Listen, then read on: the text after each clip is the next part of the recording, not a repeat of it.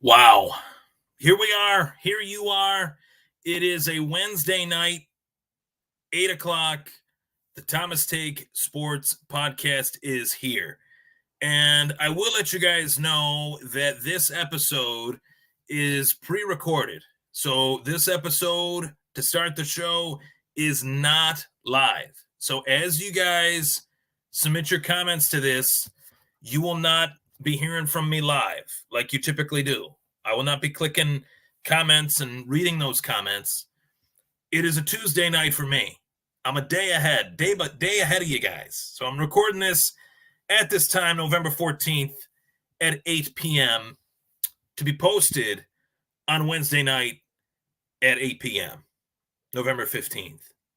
The reason I pre-recorded this was due to the events that took place today at One Bills Drive. The Buffalo Bills have fired offensive coordinator Ken Dorsey less than 24 hours after one of the most humiliating, epically pathetic, as the title states, losses that I've ever seen watching football. Not just Bills football, which, you could rank a lot of losses in that time frame over the last 31 years that I've lived on this earth that have been epically embarrassing and epically pathetic. This one ranks quite high. Before I dive into that, this show is sponsored by 26shirts.com. The fan of the year, Del Reed, shout out to him on the front cover, as he should be, opening the show.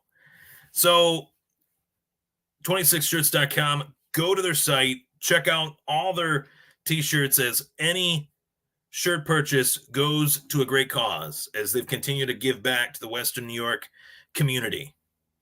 So this show is very important, as was last week's, because in case you don't know, you should know. My name is Ryan Thomas. Not only is this the Thomas Take Sports Podcast, but we are living in an epically bad time. We are in a turn for the worst in this regime as Buffalo Bills fans. And we're at 5-5. The clock is ticking against us. Time is not in our favor with our record that we have at 5-5. Heading into another matchup next week at home against an AFC East opponent that has beaten us once before in the New York Jets. I'm going to talk about that as we go later into the show, as we dive into more of the show. That's something that I'm definitely going to dive into a little bit more. Now, as we go through this process, there is so much to unpack with last night's game, and I want to talk about that. Monday Night Football, Buffalo Bills lose in epically pathetic fashion. It's the only way that I can word what I witnessed last night between the Bills and the Broncos. 24-22, losing that game was something that could not happen, should not happen, didn't have to happen, but did. And to let you guys know, first and foremost, this game was a battle between two teams that were begging to lose, two teams that did not want to win this game. Denver forced 4 turnovers, 5 turnovers, 3 fumbles, two fumbles, 3 interceptions.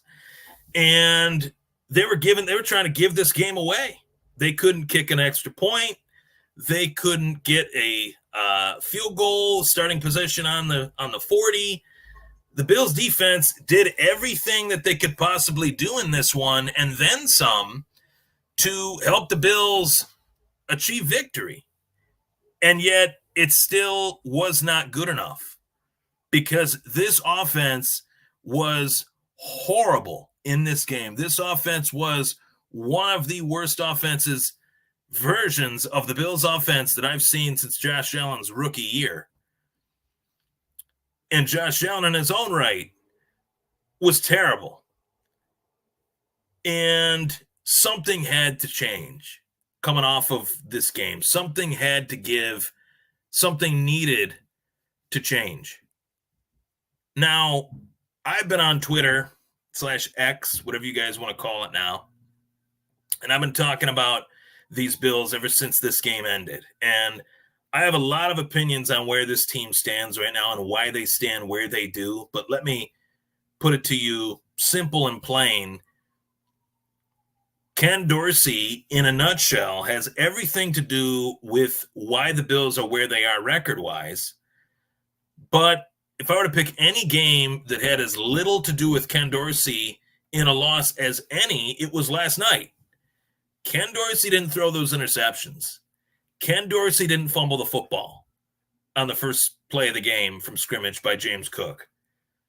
Ken Dorsey didn't leave 12 men on the field in what was another retry for Will Lutz to drill it through the uprights and help the Bills, or help the Broncos, rather, win this game.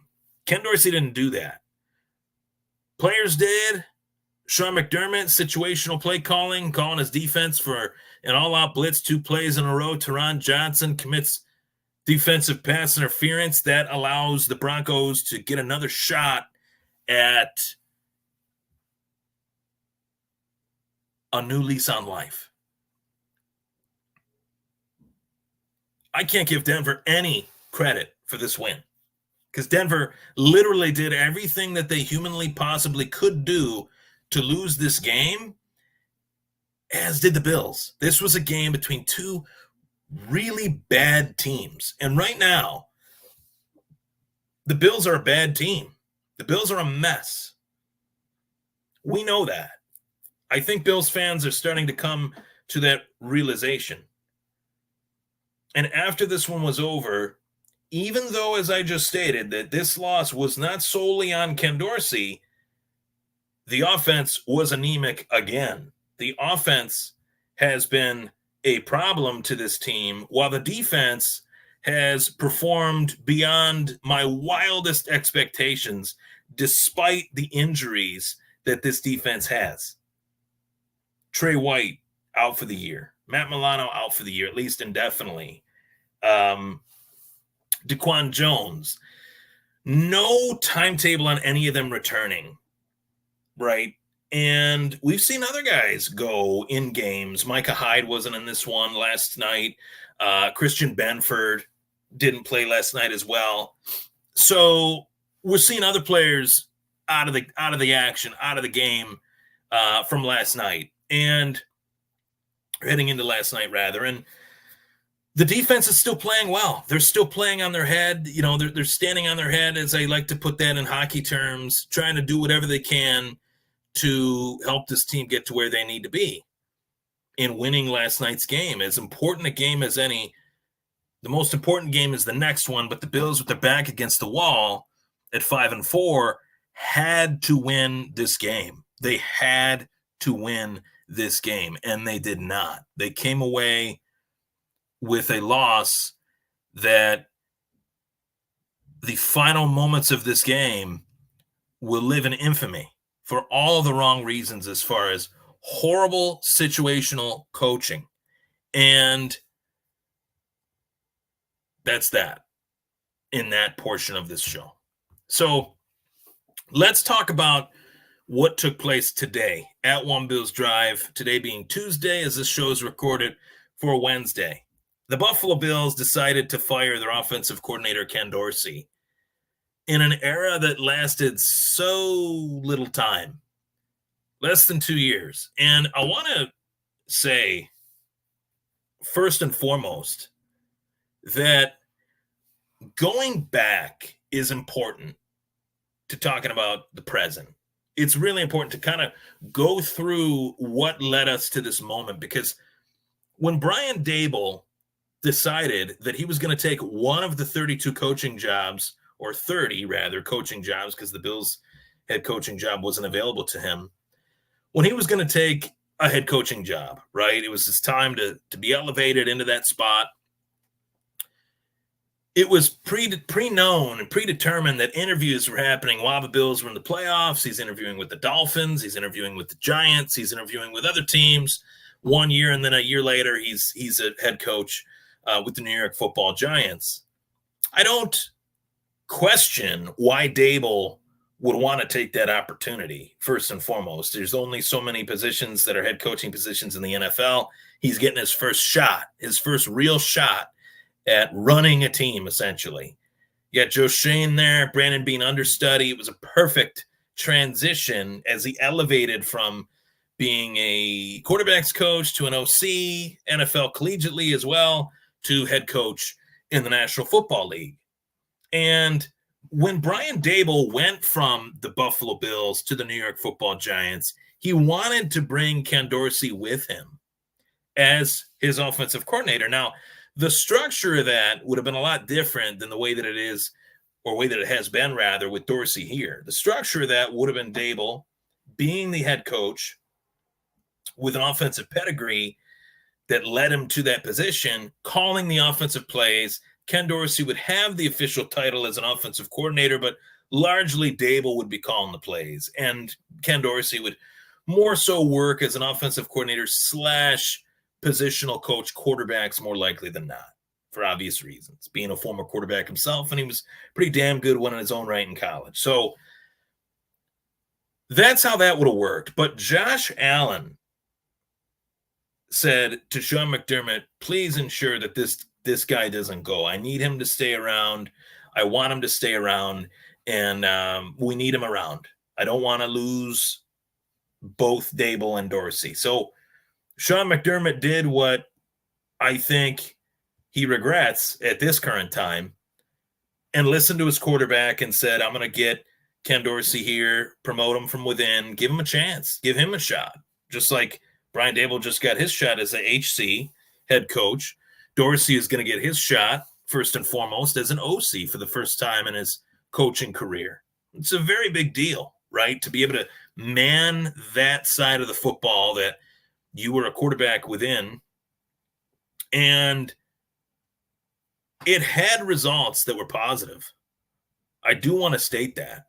It had results that were positive. It wasn't all bad. If it was all bad, this era with Dorsey as the offensive coordinator would have been over a long time ago, but they went 13-3 last year. And when we go back to that Cincinnati loss in the divisional round, that's really when it all started to come crashing down emphatically, because their season was over. But even prior to that, the wild card game against Miami, weeks against New England, their offense started to completely deteriorate. And it did so in a way to where a lot of teams say this as a buzzword, but it's a true word in every sense: identity. What was the identity of the offense under Ken Dorsey? Were they a passing offense? Were they a rushing offense? Were they trying to become more of a balanced offense? And I think the latter, what I just mentioned, trying to become a more balanced offense, was where they resided. They thought, hey, if we're able to run the football a little bit more, get better in the run game with an addition like James Cook, let's try to see what this does for our offense. Oh, wait, okay, we don't necessarily have a wide receiver too. Let's try to go into this draft with a Jordan Addison in it, a Quentin Johnston in it, a Jackson Smith and Jigba in it, and there's another one I'm forgetting. I'll think of it in a minute, but 4 really good wide receivers were in one draft last year, and yet the Bills were on the outside looking in at that 27th pick, 28th pick, somewhere in that range, to get one of those guys. As those guys went 4 picks in a row, 20-24, the Bills moved up and took the best tight end in the draft, which let Ken Dorsey say to himself, okay, they're trusting me to have us draft an offensive playmaker, sure-handed as any in terms of pass catchers in the NFL draft last year, and Dalton Kincaid, to where now I can put my own wrinkle to this offense, and I can have 2 tight ends rather than just one in Dawson Knox, who Knox showed some ability and some deficiencies. We can get more athletic. We can get a little bit more improvisational in the 2 tight end set, 12 personnel, that few teams have been able to master because they haven't had that opportunity to even attempt it. Few teams have had 2 great tight ends in one offense. The last time we saw it goes back to the early 2010s with a guy by the name of Rob Gronkowski and another guy by the name of Aaron Hernandez. That was lightning in a bottle. It was so short and so sweet for obvious reasons. Gronk went one way and he went upward in terms of his career, and Aaron Hernandez's life went extremely downward. So that's what allowed that to not really be seen for as long as it should have been, because that was great. But what you're forgetting in this whole thing is, well, they had longtime coaches, longtime offensive coordinators, whether it was Bill O'Brien or Josh McDaniels, as they've both kind of played musical chairs with one another, taking that position. And you also had the greatest quarterback of all time in Tom Brady. So it was a veteran, not a 6-year player, 10 plus years in the league, 11, 12 years in the league at that point, and had played with Randy Moss and Deion Branch and a who's who in that organization, within that offense, that same style of offense. They'd always had two tight ends. They just never had two tight ends as great as Gronkowski and Knox. So the Bills are playing catch up here with this offense. And I talked about this last week. I said it last week. I'll say it again. I loved the concept. I loved the idea of being a 12 personnel offense because I went to the training camp. I saw it firsthand. They were implementing it. It was working. They were featuring Kincaid. They were featuring Knox. And it appeared like, okay, they're going to try to make up for this deficiency here at the wide receiver 2 spot by kind of being more of a physical offense rather than a finesse offense. Big-time quarterback, big-time tight ends, freak of a wide receiver in Stephon Diggs, and a better version in the running game with James Cook. You'd think, okay, that should work. But to any of the people that I have talked to that are offensive savants, I am more of a analytical guy in terms of just what I see in team building. Play calling, yeah, I could probably drop some plays for sure. I definitely think I can. I know I can, as a matter of fact. But that overhead Madden view that we all know and love when we're playing Madden, you do that on the All-22 over the last few weeks. And the All-22 is the NFL Plus version of like the inside the NFL stuff, where you can really dive into some advanced stats as to down and distance play calling, plays themselves.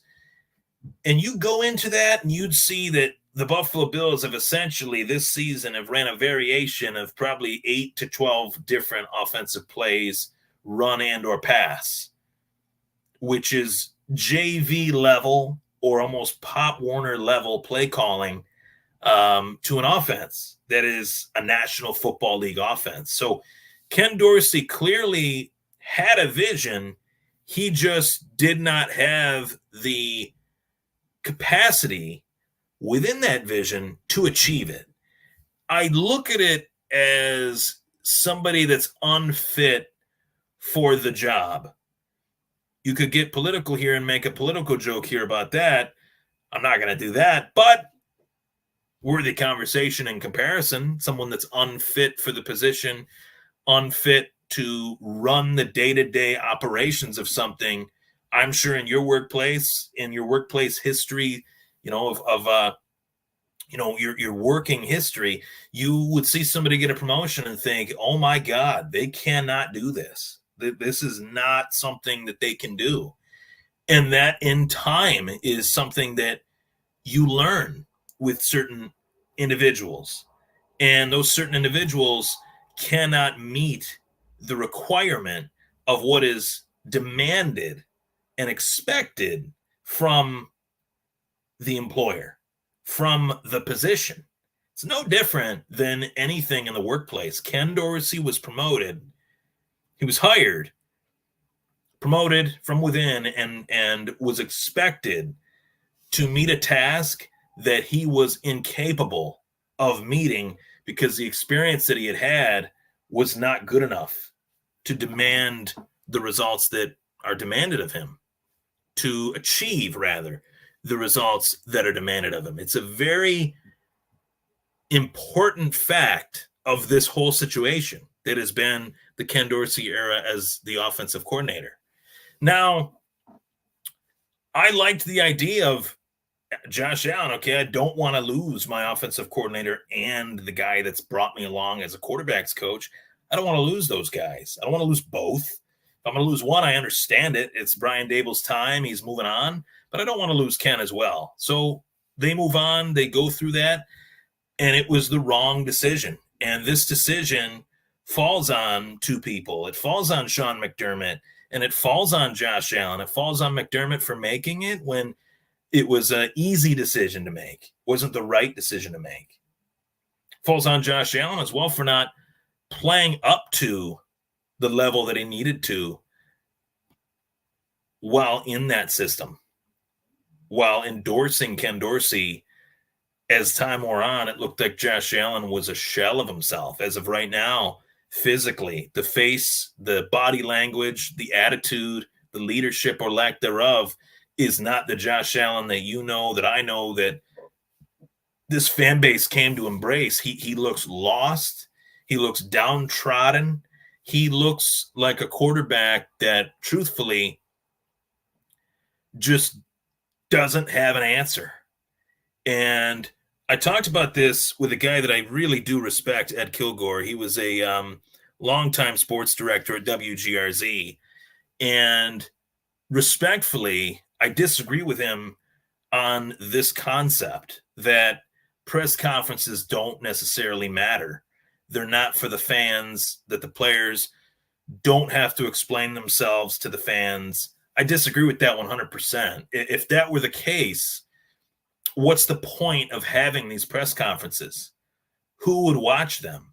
What's the point of the media asking the questions that they do ask if the response is something that just doesn't matter? Because on my side of the fence, I'm watching this game last night, and I want to know what they're going to say. I'm on the edge of my seat despite watching the catastrophe that was a crucial and simple error of counting, essentially. How many players are coming off the field and how many players are going on the field? Something that is such a JV Pop Warner level penalty that cost the Bills a National Football League game on Monday Night Football. I want to know why that happened.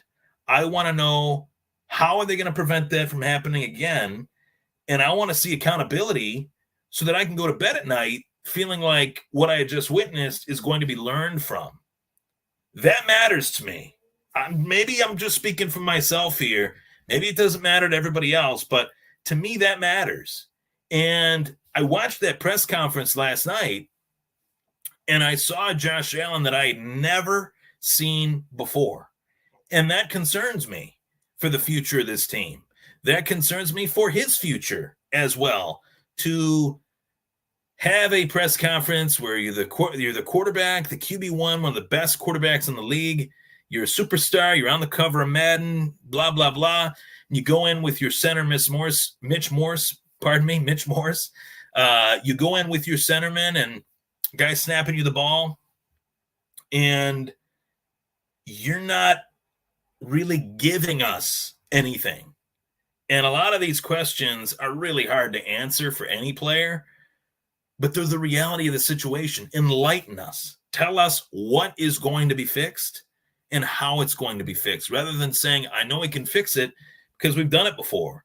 It's a very vague, very short, very calculated answer to where he didn't want to throw anybody under the bus. And the time for me doesn't matter in that regard, whether he's throwing anyone under the bus or not. The time in that moment was, why did I make this throw? I made this throw. I made mistakes. I need to clean up my game. I need to go back to the drawing board.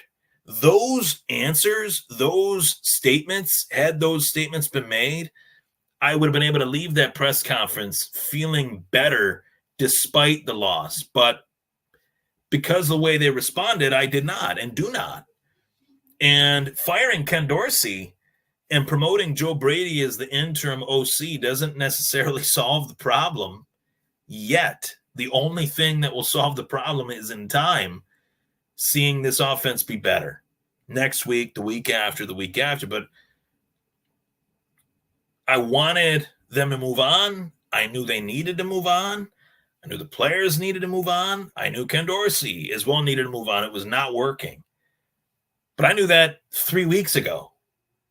Granted, they made the move. I'm happy they made it, but 3 weeks too late. We're 5-5 now. The AFC, we got a laundry list of teams to look up at, and we got to essentially win out in order to make the playoffs. We do. 10 wins, I don't know if that gets you into the playoffs this year. I don't. There's a lot of good teams that are in that 10-win territory, projected to be. I don't know if it does. But I also know that, again, Joe Brady, former offensive coordinator in his own right, doing something that Ken Dorsey had never done before, is the next logical person to take this role. And I think that matters. And I think that it's a ringing endorsement from a lot of the people on the team that wanted to see him get this spot in the first place, namely Stephon Diggs. And you go back and you say, all these people were saying Diggs was a diva. They're saying that he was a premature naysayer and things like that. He was right.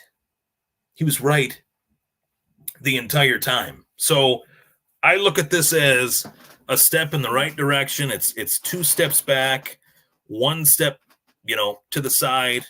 And I think that this is going to be a move that, most of us are going to be looking at and saying to ourselves, 3 weeks too late, but better late than never, I guess. 3 weeks too late, but better late than never. And I'm looking forward to seeing what transpires this Sunday, despite the fact that we're at a point where we're 5-5. And truthfully, I don't really want to watch these games after watching what I just witnessed last week. But I'm going to, because I love the game and I want to see the Bills salvage this, see if they can.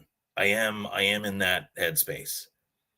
But make no mistake about it, Ken Dorsey was a player that wanted to become a coach. He became one. He was a positional coach, got an opportunity, and he was unfit for it. It's just business. That's all it is. And anyone that wants to turn this on its head and say, oh, man, if they still had Dable, if they still had this, you're just wasting your time, because Dable was ready to move on, and he did.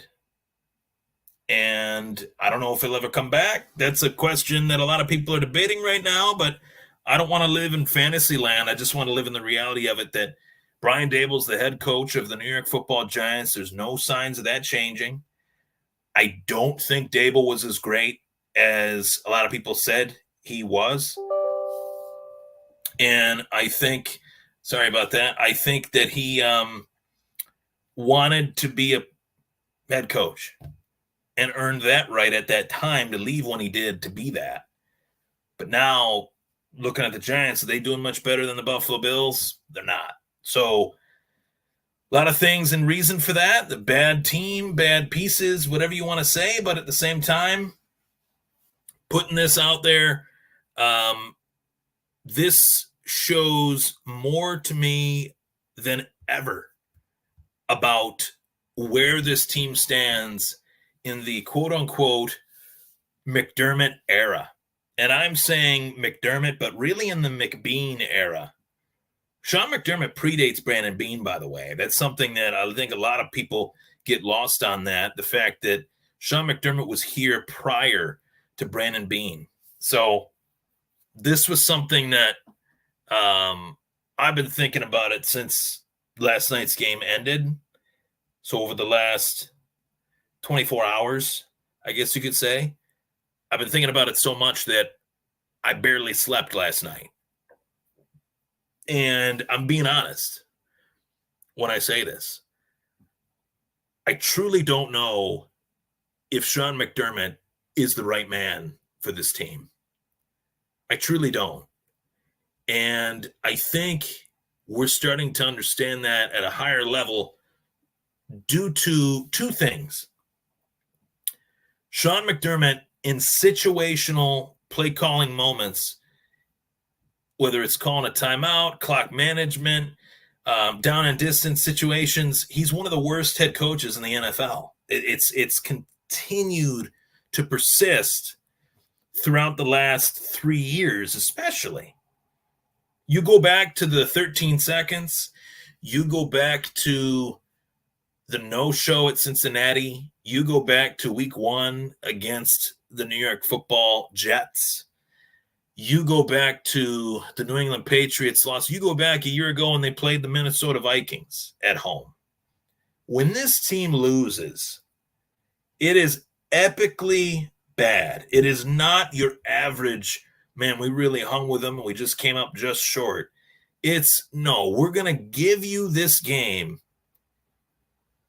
in the most comically bad way possible. We're going to give you this game.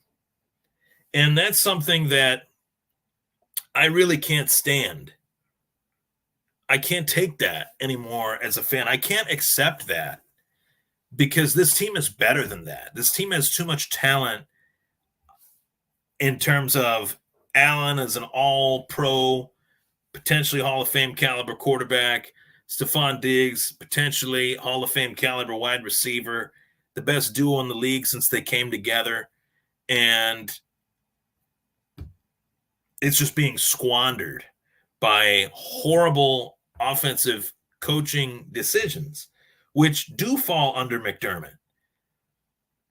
This is now the fourth offense. Joe Brady is now the fourth offensive coordinator since 2016 to take the role from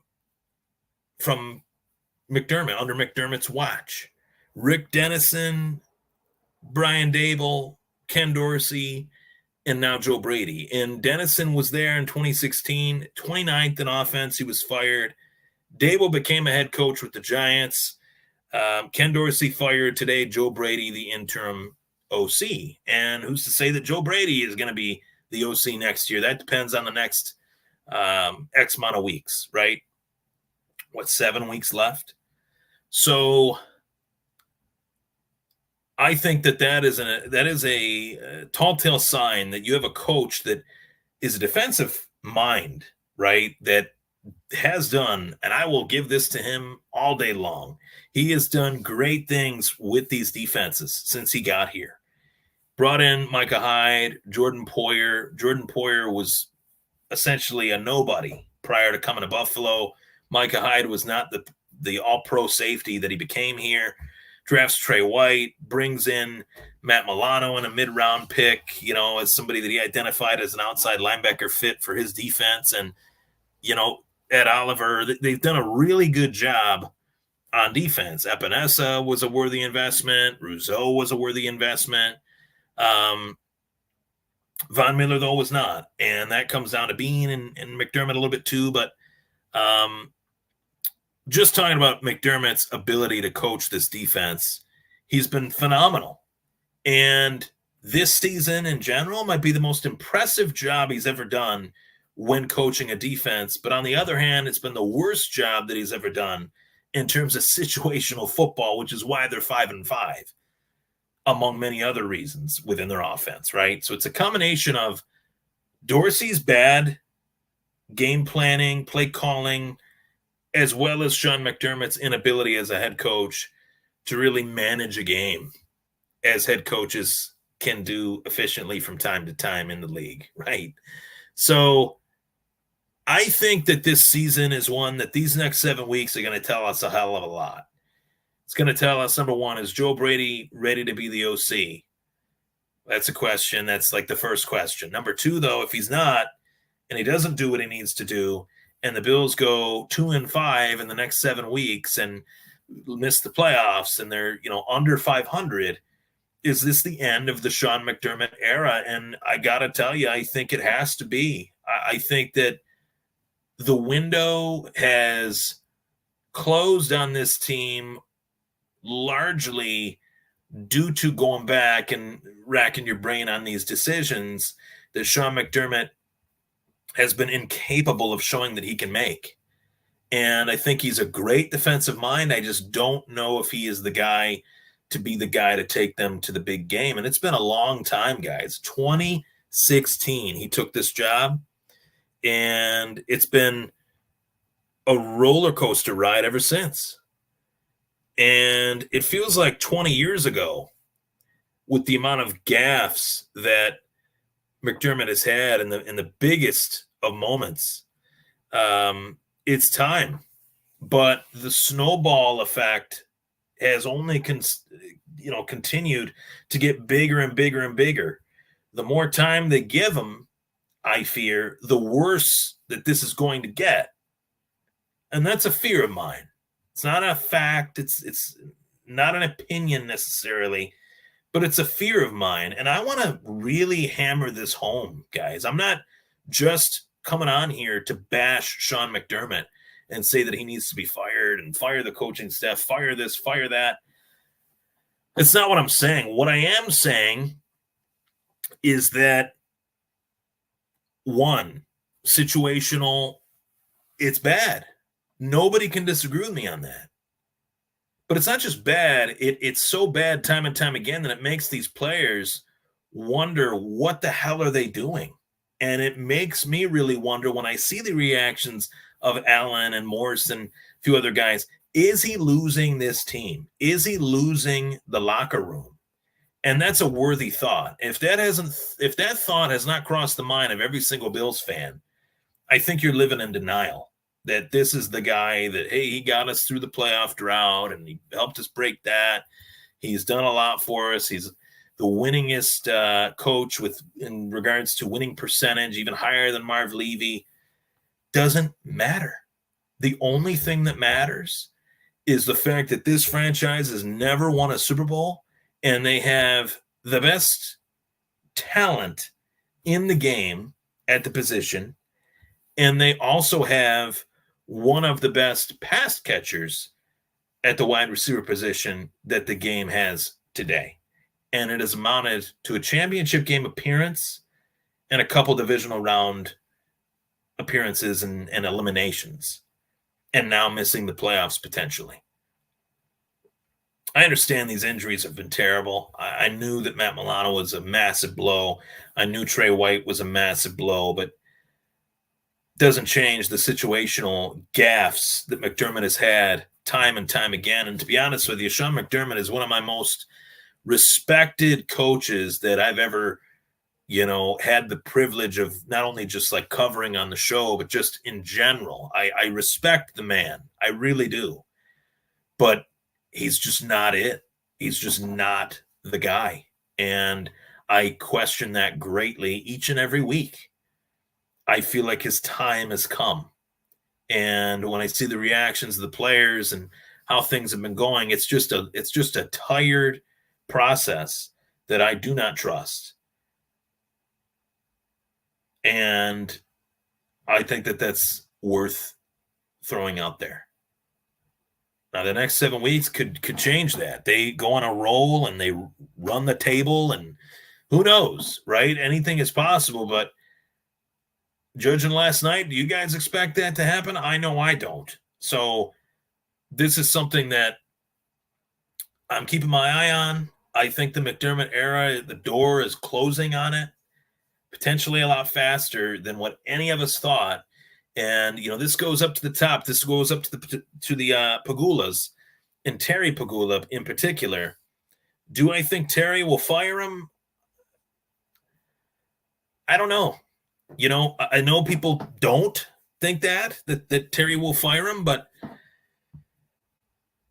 I think if Terry gets the sense that the players are not responding to him anymore, there might be a situation where he gets let go on Black Monday if they miss the playoffs. They're willing to pay the money that they need to pay him to, get him gone. And it's like the nails in the coffin. He's fired Ken Dorsey. The walls are closing in on him. He needs to show that they're going to rebound from this. And if he doesn't, then might be him that's gone, regardless of firing Dorsey or not. So, revitalizing Josh Allen and this offense, Joe Brady, what is he going to have to do to revitalize Josh Allen? I think a lot of it is just going back to what worked before, letting Allen play his game, letting him move his feet, letting him throw on the run, letting him call his plays a little bit here and there, letting him kind of take what he likes out of the playbook that was left behind and running those plays and incorporating those types of plays. But how much will this offense change at this point in the season? I don't think a whole lot, which makes me question how this team is going to be any better. That's my take on everything that we just discussed. Ken Dorsey, gone. The Bills, 5-5, potentially missing the playoffs. This season has been a massive disappointment. The Bills fans deserve better, and unfortunately, they might have to wait another year to be better. Thank you so much for tuning in. I'm Ryan Thomas. That was the Thomas Take Sports Podcast.